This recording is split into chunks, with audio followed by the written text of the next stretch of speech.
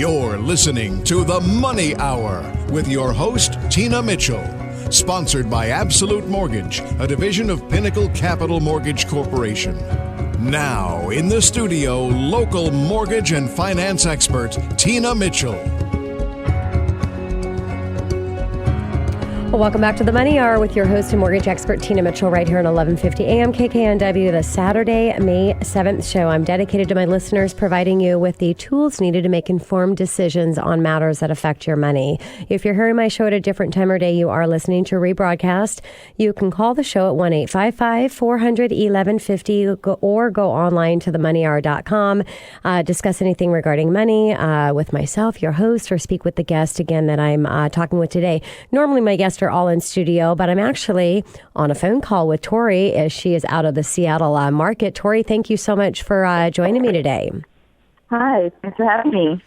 So Tori is an award-winning stager who opened her New York City-based home staging company, Stylish Stagers, in 2009. She has prepared hundreds of homes to sell up to 78% faster on the market. She creates weekly how-to home stage videos on YouTube that's had watched nearly 350,000 times. Tori is best-selling author of Feel at Home, Home Staging Secrets for Quick and Easy Sell.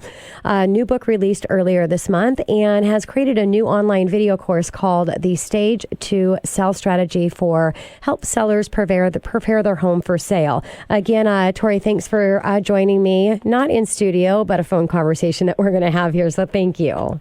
Yes, thanks for having me. I'm excited to be here. So why should real estate agents consider home staging when representing a home? So home staging instantly adds value to a listing, and it helps generate interest with amazing photos and amazing, images in that room.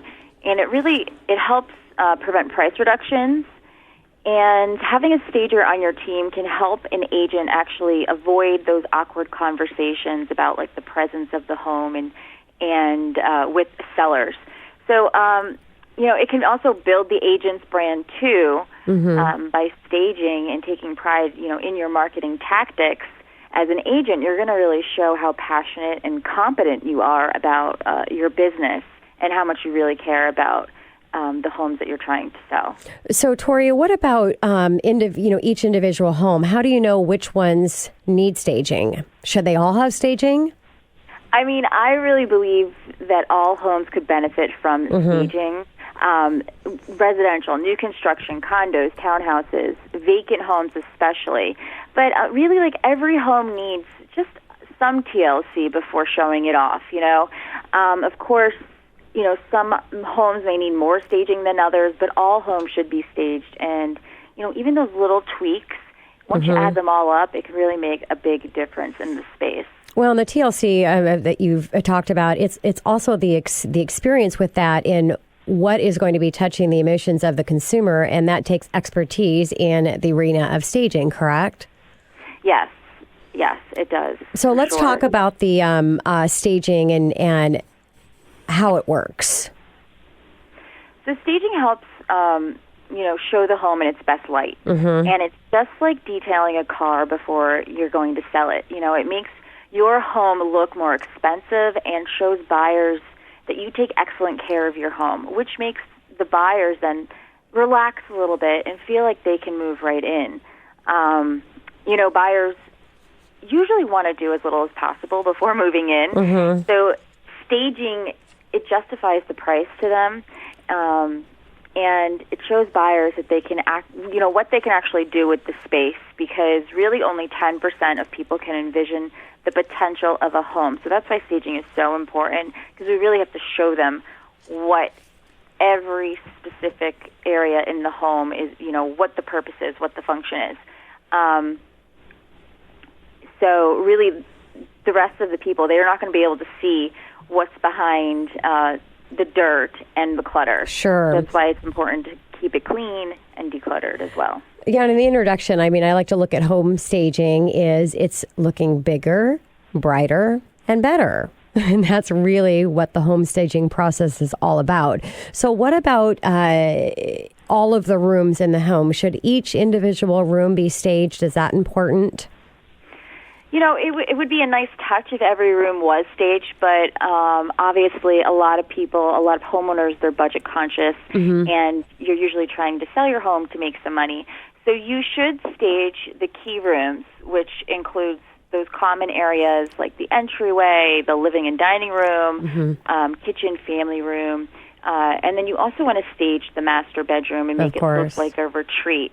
And that's going to help you keep the cost down for the staging, and it will actually make a bigger impression on the buyers if you just focus on those common areas and then the master bedroom as well. Because at the end of the day, the person buying the house wants to know that they can go retreat to a place and just kind of leave the world behind. So that's why it's important to stage those master bedrooms. And again, it's touching in the emotional level with those buyers. So it really does that with the staging process. So what's the biggest mistake sellers make in putting their home on the market? Oh my God, there's so many mistakes sellers make sometimes. I think choosing the wrong paint color is definitely a common issue. Many times people are going to have to paint over that bright red wall in the dining room and stuff like that just to make it a little bit less personal. Also, having personal belongings and preferences scattered around the home really can turn off buyers because it doesn't feel like it's theirs. It feels like they're entering this just house that doesn't really relate to them. Have that emotional connection that you were talking about. Also, selling your house as is, I think, really leaves money on the table when it comes to sellers, and it tells buyers that you really just don't care. Yeah. Dirty homes, that's huge mistake. And overlooking pet presence is another big one, too. You want to remove the evidence of your pet when you're showing, because most households, they don't really have pets, and that can deter a buyer from making an offer. So really, the biggest mistakes actually could be the smallest things that you think are not important, when the reality, all of those small things bring in the big effect that your home is going to have on that potential consumer. So what details should a home seller work on to prepare their home for sale? I think home sellers should look at the condition of their home and consider, making small repairs to their space, whether it be the painting, updating those old, worn-out light fixtures, even switch plates. Those can make a big difference. Knobs, knobs on your kitchen cabinets, faucets that are old and worn out. It costs nothing to clean or to organize the stuff that you have in your home, or to even rearrange your furniture or get rid of some of the stuff. And you want to do that. Like you want to rearrange your furniture and the accessories, so you're maximizing your square footage. As we all know, buyers are obviously buying square footage, not your stuff. Yeah, so having those right items that make the home show the best, and with the biggest, making the rooms look as big as they can. Yeah, I mean, the whole point is that, like you had touched upon, we want to make it look light and spacious. Those are the tasks that sellers really need to focus on. So we've talked about emotional level for the buyer. So how can you really connect on an emotional level with that buyer in the spirit of staging? So, emotions, as we talked about, that's what drives the sale, because the decision will affect the buyer's family, their lifestyle, and, even their reputation. So when a home seller depersonalizes the house and also, ultimately thinks as a buyer would, to instill moments in time that connect to the buyer's lifestyle, like where could they have that cup of coffee, where could they play that board game with their child, that really increases the chances of a buyer getting emotionally attached and truly believing that the house was made for them. Yes, and that is an awesome idea. It's just really thinking about what can you put in that space to get them to envision and imagine what they can be doing in those areas of the home. What other tips or tricks do you have as a successful professional stager that you can share with my sellers? I think one of the biggest tips that I usually share with sellers is that they need to get out of their own way. Your home, it's a product, and it must be merchandised and marketed properly.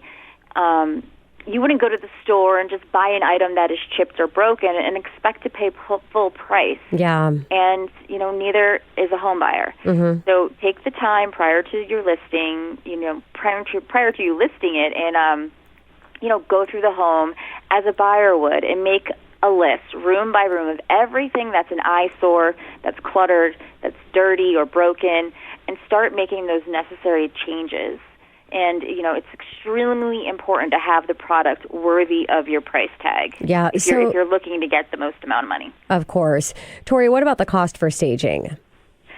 There are so many factors that influence the pricing of staging, such as the location of the home, the age of the home. Maybe you have a lot more minor repairs that you need to do if you haven't maintained your home in decades.